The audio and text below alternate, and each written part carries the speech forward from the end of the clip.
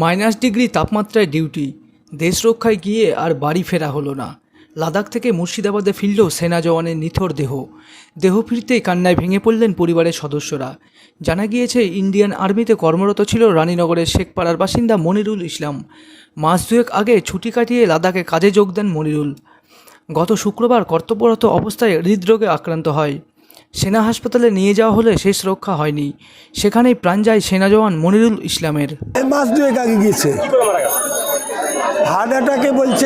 আমি যা খবর পেয়েছি, আমিও আর্মি রিটায়ারমেন্ট, যা খবর পেয়েছি তাতে ওরা বলছে ডবল হার্ট অ্যাটাক এসছে। প্রথম হার্ট অ্যাটাকে কথা বলেছে, শরীরে খিচাও খুব, এই কথা বলার পর তারপর লাস্ট হার্ট অ্যাটাকে ওর মুখ দিয়ে ঝাঁক বেরিয়ে গিয়েছিলো।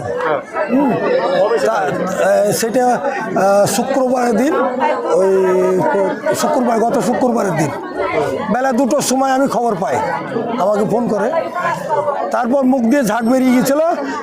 ওরা বলছে আমরা হেলি ডিমান্ড দিয়ে শ্রীনগর এমএইচে পাঠিয়ে দেয়, মিলিটারি হসপিটাল। রবিবার সকালে গ্রামের বাড়িতে ফেরে মনিরুল ইসলামের নিথর দেহ।